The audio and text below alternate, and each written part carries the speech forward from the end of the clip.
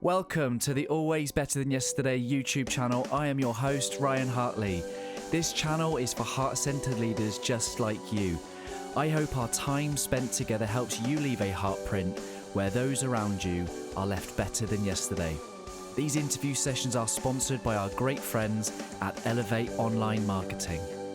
On episode 161, I'm joined by Matthew Conger. Matthew is a FIFA referee. He has taken charge at games at the 2016 and 2020 Olympics, the 2018 World Cup, and is currently preparing to take charge of games in the 2022 FIFA World Cup. We have an amazing conversation about what it means to make decisions under extreme pressure, to work and operate as part of a team, as a referee, to tap into a greater purpose to enable the great games. It's a great conversation. I really hope that you enjoy hearing the theme of leadership come through strongly. Matthew is very passionate about leadership and is doing what he can to raise the platform of being a referee from the grassroots level and developing leadership capability along the way. It's a great conversation. It's episode 161 with FIFA referee Matthew Conger. Matthew, welcome to Always Better Than Yesterday podcast. Thank you very much, Ryan. Great to see you. Yeah, good to see you. Recently, Lionel Messi was voted Player of the Year again. You've been on the same pitch as him. Is he that good up close and personal? Oh, absolutely. I mean, whether it's fine margins, isn't it, that separate the greatest, and certainly he's absolutely right up there. I mean, his vision for the game, his pace, his absolute passion that he plays as well is it's palpable, really. So certainly a well-deserved honor. I love that. I in doing my research saw that photo of you lining up before taking charge of Argentina, Brazil captain Thiago Silva. He's doing amazing. I'm a big Chelsea fan. He's doing amazing for us at the moment. What was that like to referee Brazil versus Argentina? I don't think games get any bigger than that, do they? No, it's very special moment. And the interesting thing was we had very little lead-in time in terms of appointments and awareness of it. I think it was about a week, and had to gather the team, say, right, from New Zealand over to Riyadh and, into really probably the biggest names we'd refereed before. There are not many from New Zealand that have been able to referee to that level. So felt pretty special. How do you prepare for something like that? Really, very much around staying in the moment, realizing that it's team A versus team B, and that once the whistle blows, once I blow that whistle, then it's about each moment. It's about the decisions. It's not about the personalities. It's but also being aware of the spectacle and managing that and leading that in a really positive way. So I'm a real believer in refereeing as enabling the game. It is called the beautiful game, and I think it is beautiful. And when referees join in that game, in the beautifulness of it, they can really enhance it and allow football to really flow and create a story. And so trying to be part of that is always the aim when I step onto the pitch. Those are two huge footballing nations. I assume their media was surprised to hear of this Kiwi taking control of, how do you... Who is this guy? Yeah. from where? They play rugby. They don't play football. What was that like? Do you kind of read that stuff? Do you shut off from it? No, I stay fairly switched off from the media side of things, because they love you one moment, they hate you the next, and you're only ever as good as your last decision with the media. So, but a couple of people, especially afterwards, who had been following it, said, "Oh, there was definitely a lot of skepticism going into the match. Again, who is this guy? Where does he come from? How could he do this level of match?" And but from what I am told, post-match, they were they all thought I did a pretty good job. So that's thought, well, okay, I'll take that. I love that. And I think if people start to go search you out, they'll find quite quickly that you're not on social media. And I think you only have to look as far as the recent Formula One ending. And Nicholas Latifi came out yesterday talking about the amount of scrutiny and just comments that he got on his social media because of the crash that kind of led to the safety car. And it's like no one's safe. If you're out in this public domain, and that's crazy. That's such a burden to carry. It's a really tricky space because in one sense, again, part of what I'm hoping to do through my career is raise the, I suppose, profile of refereeing, seeing it as a real pathway for from grassroots through to the elite level. And because as a kid, an 8-year-old kid sitting out on so I'm back at my parents' house in Georgia, and sitting back on the back porch, I remember saying I wanted to be part of the game. I wanted to represent my country at the World Cup. I wanted to play professionally, and I couldn't quite do that as a player, but to be able to do that as a referee is again, it's it's living something that I've always dreamed of doing. So it's getting back to the social media, it's a tricky balance of wanting enough exposure to say, hey, this is kind of who we are, because not many people really know the lives of referee. In fact, most of us, I think it's sort of like teachers, right? They just think that, students think, oh, you just live at the classroom and then you don't have a life. And then, so sometimes I think with refereeing as well, like we just live in our uniform with our whistle, just waiting to give somebody a red card, which is not the case. So. Oh, you're shattering illusions for me here. Oh, sorry. Hey, my friends, thank you for watching so far. If you're enjoying what you're watching, please do subscribe to our channel and considering sharing this with someone that you love. I also wanted to let you know we've got some incredible merchandise available. We've got tees, we've got hoodies, we've got trucker caps, and our beanies are really popular at the moment. For a great way to show that you're part of this community and that we are always better than yesterday, head to our website. You can check it out in the show notes. And let's get back to the interview. But for context, you're back in the States for a reason, and there's a huge sacrifice that you're making. Family are back in New Zealand. Why are you in the United States at the moment? What's that all kind of leading to?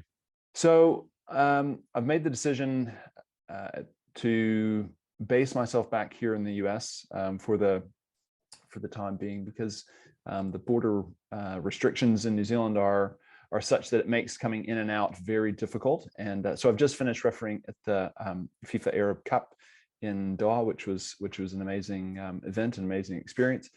And so in order to put myself in the best position to referee as well as I can next year in the World Cup as part of the World Cup program, I need to have better access to matches, better access to travel. And so I've basing myself back here, and the sacrifice really is, it's my wife, it's my kids that are doing the hard yards in terms of I just got off the phone with her yesterday and packing up for summer holidays, work that I would stuff that I would normally do. So they're having to pick up the slack in that regard. So really it's they're the ones that are making the big sacrifices there. Yeah, for the love of the game, and these things only come around, once every 4 years. And I look back, and you've had some significant events under your belt. 2016 Olympics, 2018 FIFA World Cup, 2020. Do we call it 2020 Olympics? Do we call it 2021? Yeah, I think it's still Tokyo 2021. You sort of just a slight delay. And to add the 2022 World Cup, it's an impressive.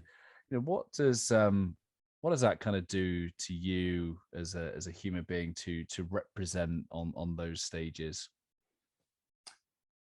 Well, it's for me, it's represented a huge journey of learning, of really pushing the boundaries of how I lead, how I because I really want to lead and referee again in a way that is impactful.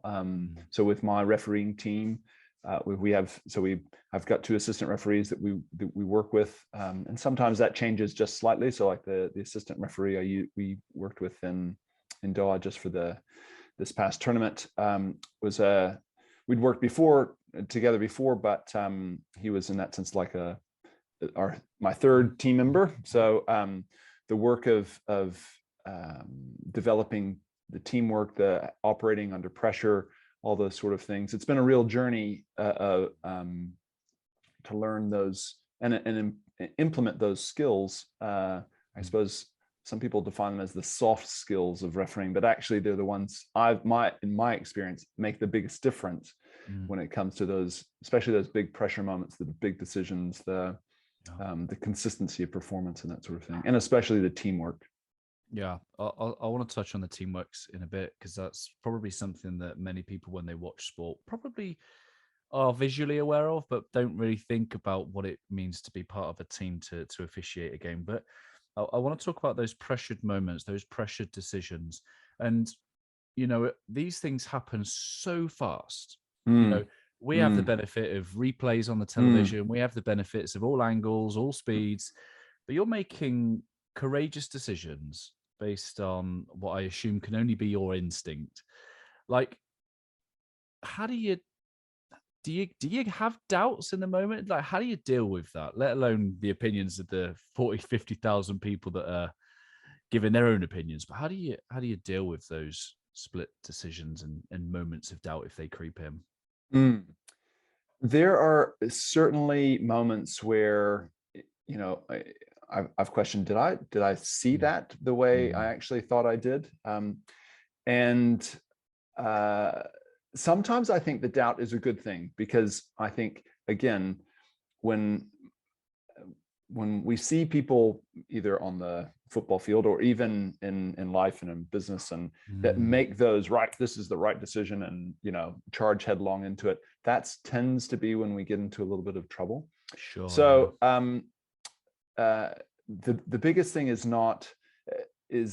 learning to have that really healthy mix of intuition or instinct. You get a split second to see it, but it's also those moments of training and development, and running the same patterns and learning to see better, learning to really attune to what's going on, not be distracted, to focus that attention so that we can see. And it's amazing, actually, with the right angle, how much we can see, and the difference of what can look like a small touch actually can have a big impact. But then there's some things, like there was a decision in Doha where literally it's nearly impossible to see from an angle that's on the field of play. Outside the field of play, it's clear. But so we have to work really hard to put ourselves in the best position. But then now, and especially at the top level, we have technology that helps us through the video assistant referee protocols and whatnot that we use. So it's certainly a juggling. It's a balancing act, not a juggling act, but a balancing act. Yeah. One of the things that I read in Alan Wynne-Jones's autobiography. So Alan Wynne-Jones, the Welsh rugby captain, he wrote in his book about leadership. He said something along the lines of, you have to trust those around you who can sometimes see what you can't see. And I thought that was really poignant. And you said the words then again about sometimes you can't see. And is that where kind of your team come in, and the trust for your team around you? What does it mean to be a team on a football pitch when you're officiating the game rather than playing against another team? In a lot of ways, it is similar to playing. You have to know that your teammate is going to be where they need to be in order to either. So for a player, it's being able to receive the ball when they need to receive it. For a referee, it's that they've got your back and that they can see in an angle that I might not be able to see.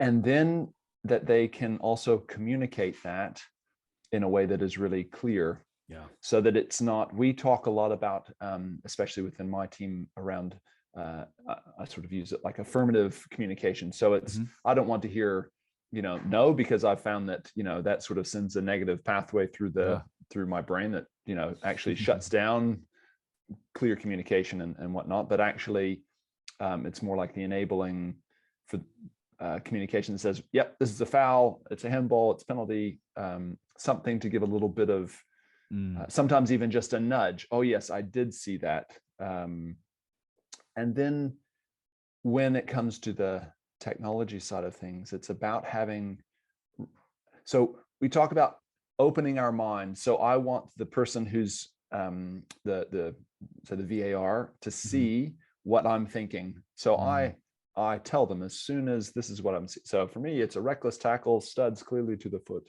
This is a yellow card. And then they're looking to see if this matches up on the screen. So it's learning that level of communication that opens my mind to them. And then in the same way, if for some reason what I'm seeing doesn't match the evidence on the screen, then it's how they communicate that back to say, okay, I know you've seen this. And it's having to do that non-judgmentally. So I can't judge myself in that moment, nor do I want them sort of judging me going, oh, come on, this was, so it's having that really open mind and open communication to get to the best outcome. And there are micro moments of this in businesses up and down the country, all around the world, every single day that could follow some of these simple principles. Might be simple principles, but I imagine they take a lot of practice to get right. Absolutely. We, I mean, within my own team, I've really focused a lot on and been impacted by the role of emotion in decision making. So this, theory that we are somehow, cognitive critical thinking beings that sometimes feel emotion. Well, actually, that's the other way around. That actually we're emotive creatures that sometimes have critical thought. So a lot of our decisions, and certainly when it comes to performance, I've found that being really clear on where we sit emotionally, either in the moment or in the moments, let's say, because within a tournament, that's a long period of intense time. We are very much under scrutiny, and it's the whole environment is saturated in performance. So maintaining that and that balance and the connection with the team, how's everybody doing, those check-ins, I found has been really, really critical. Yeah, I know that you're a user of the emotional culture deck through Elephant and Rider, and talk to us about that. I know that leadership is important to you. I know that you're doing some great work in the leadership world. How is that informing your approach? So with the emotional culture deck, I found it to be such an easy hands-on tool game. Jeremy Dean, the founder, refers to it as a game, which is great. But it's often we don't have a tremendous amount of vocabulary around emotion, right? That's often it's happy, sad, angry, and if there's teenagers around, it's hungry as well. So the great thing about the culture deck is that it gives a wider vocabulary that we can use when it actually comes to how we're feeling.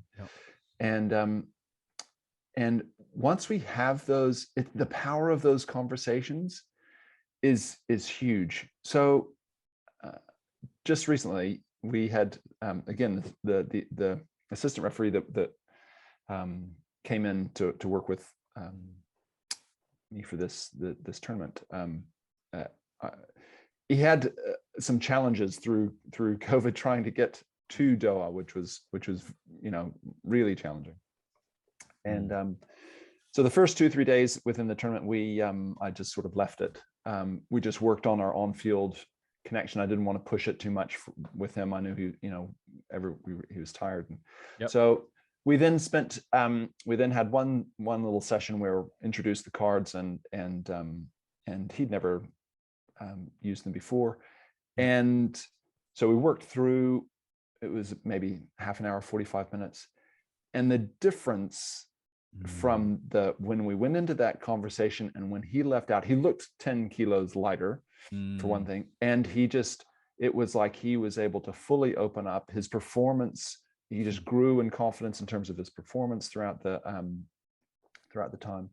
Yeah. And then the level of, connection that he's willing to share and talk through what he was, going through on a personal level, was, just night and day. And those are the moments that actually carry with you throughout life. It's the relationships actually that matter, beyond the sport that carry with me. So love that. You inspired me to go and get my own emotional culture deck. So I have them here in my hands. Fantastic. There are a number of prompts, and I haven't been able to use these in a facilitation setting yet, just for reasons of lockdowns. But I have been able to use them remotely with a couple of leaders, and I love the prompts. Is there a particular, because I saw this picture with you. You had your referee kit, your flags, your whistle, and then you had 3 words, yes, which I assume represent how you wanted to feel through that experience. Do you have a prompt or a little process that you go through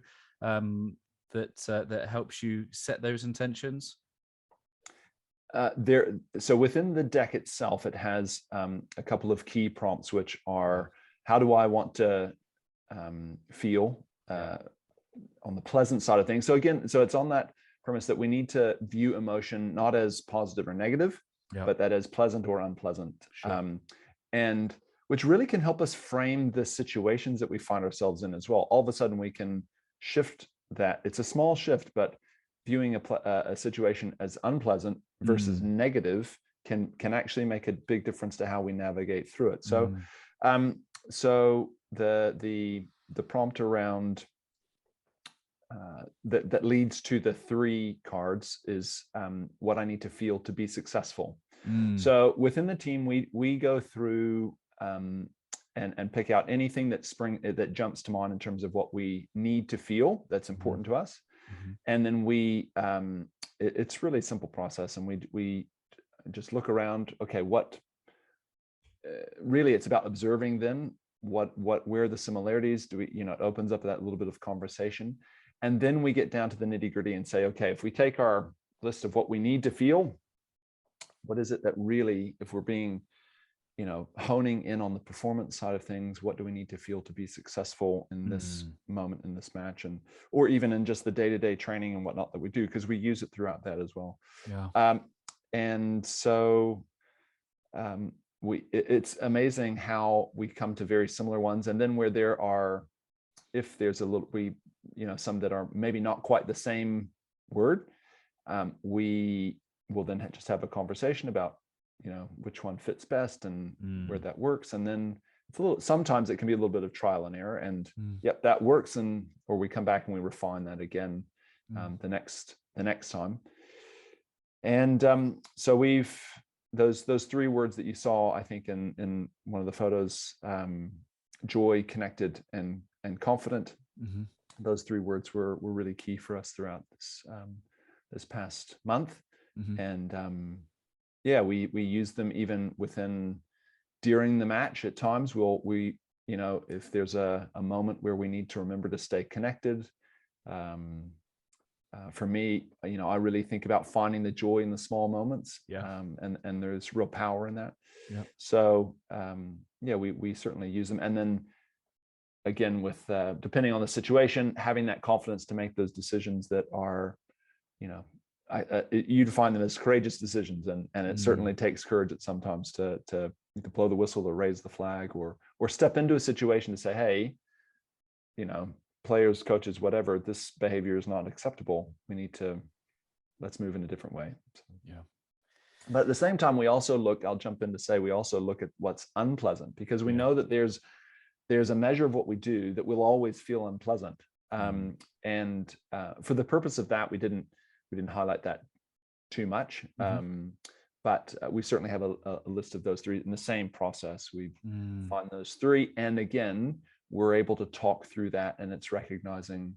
So like one thing is the refereeing world can be a lonely space.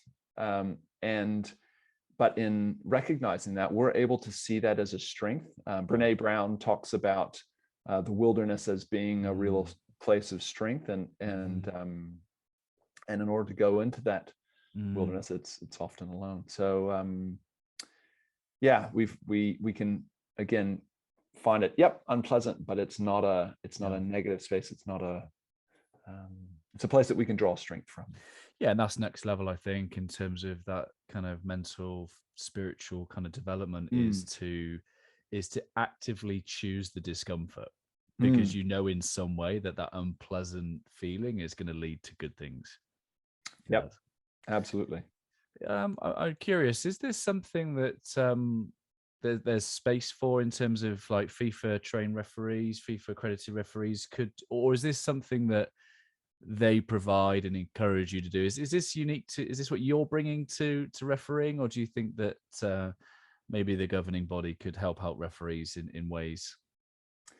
Well, currently, I don't know of anyone else that's using these types of tools. I also use, and I know you also facilitate the life language communication tool, which I use as much as at the moment a way of informing how I'm communicating with my team and understanding them. But we are starting to bring that into the team environment as well.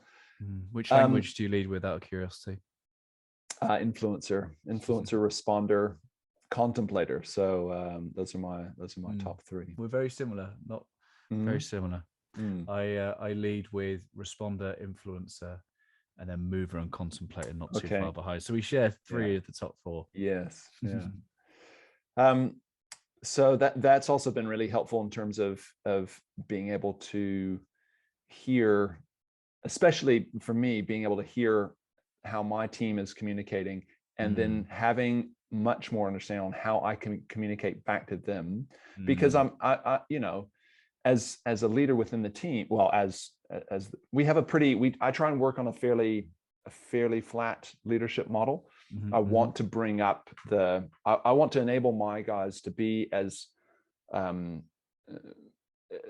enabled to be as excellent as they can be. So that's you know, allowing them to step in and lead when they need to. But in the overall sort of sense of the thing, you know, I'm asking them to do things, to take some I suppose risks, to, you know, we're responsible. We've got values around, you know, managing injuries, managing our training, our fitness, all those sort of things. So I'm asking them to really push those things and be accountable for them. So having that understanding of how to communicate at best and draw that out of them is really powerful. But to get back to the question about at the moment, this isn't part of the training program within the refereeing space, full stop.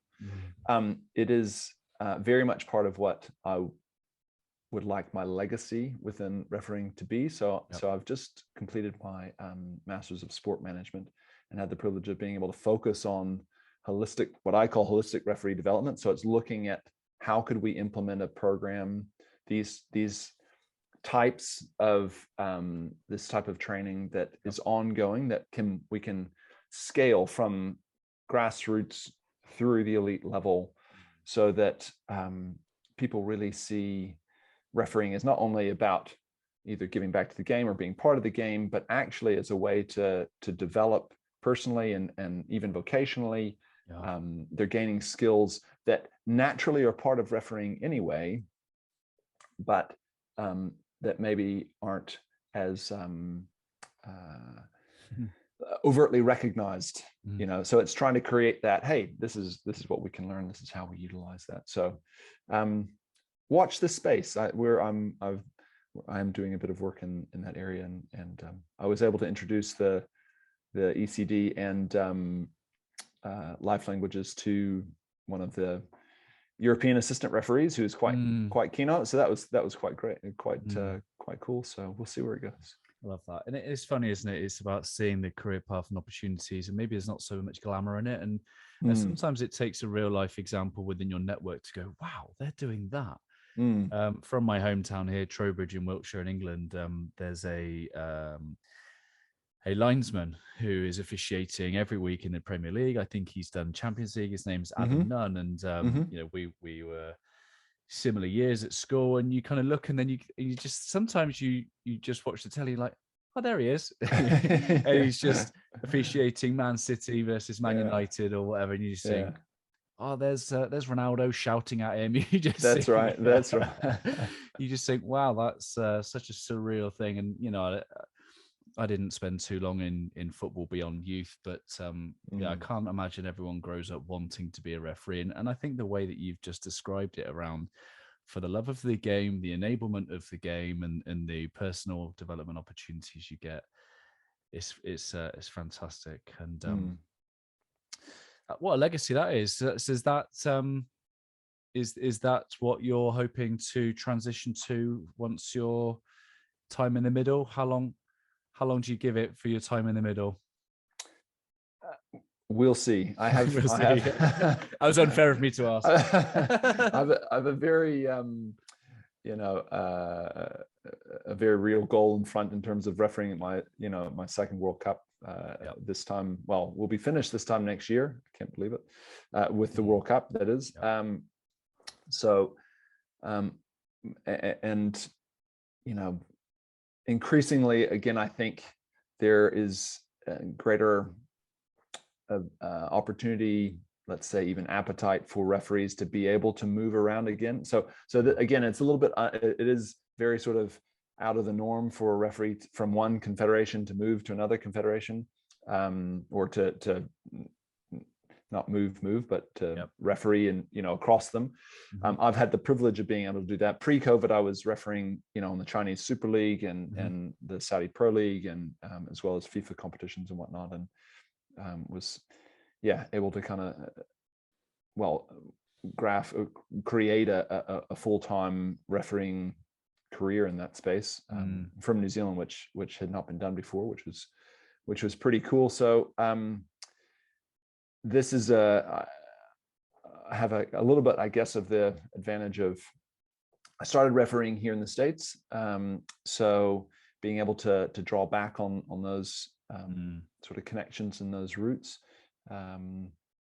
but in a way that's very respectful also of the pathway that is developed through refereeing here, and enabling and supporting that from my experience and whatnot. So we'll see.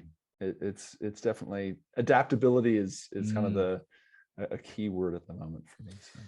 Yeah, one final question, conscious of your time, and the very first thing you talked about in your preparation was about presence of mind, and you've used the word holistic. Give us some insights and some of the things that maybe would help you with that presence of mind. Again, the awareness of for me, that role of emotion. For me, there is very much a spiritual element in it. I feel it most myself when I'm on the pitch refereeing or involved in the game.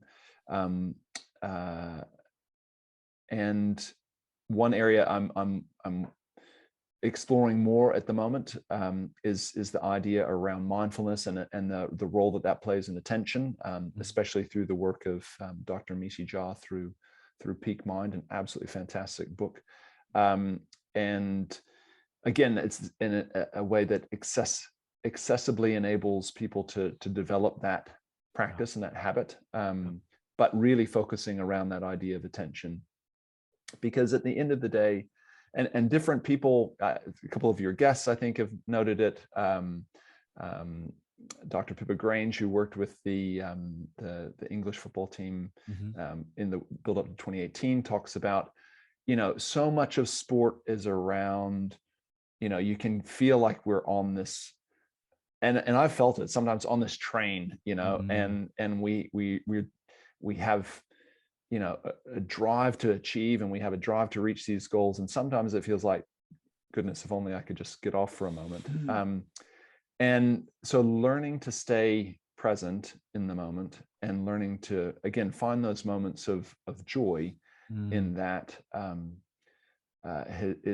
is very much an ongoing journey and a learning for me. So those are really important, and because especially within refereeing, you can be I suppose harshly judged on one decision. And so we have to create that mindset, and I really like the way you term it, heart set, to say, this is not, that one decision doesn't define me. It's not who I am, but actually it's a part of what I'm learning to do. And, if we can somehow raise that awareness, raise that communication, raise that idea that we are very much a part of the game, then I think for me, the issues around respect and abuse and taking much more of an integrated approach with players and coaches, I think we can bridge some of those gaps, and not just impact the elite level, but really it's about impacting those grassroots level where, the folks that come out on a Saturday, Sunday, to either pick up the whistle or play the game, that, it feels much more like hey, this is a healthy space to be in.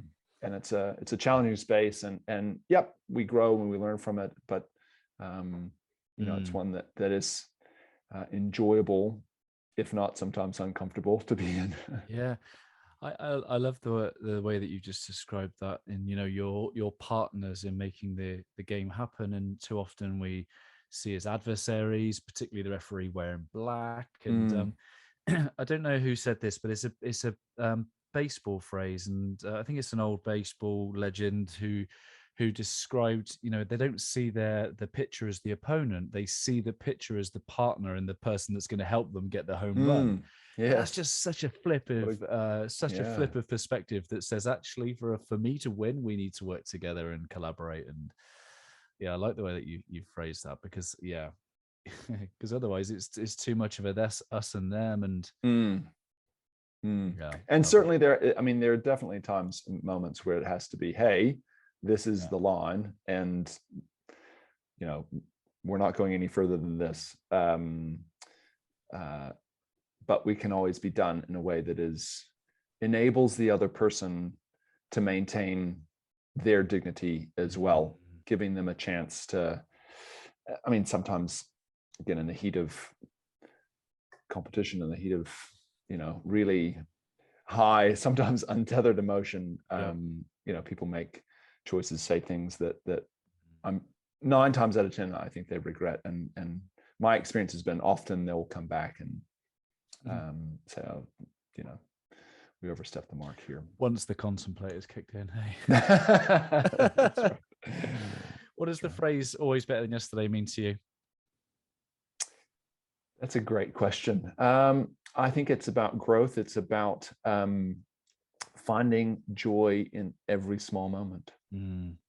Yeah, love that. Where can people connect with you? How can they find out about more of the great work that you're doing in the world?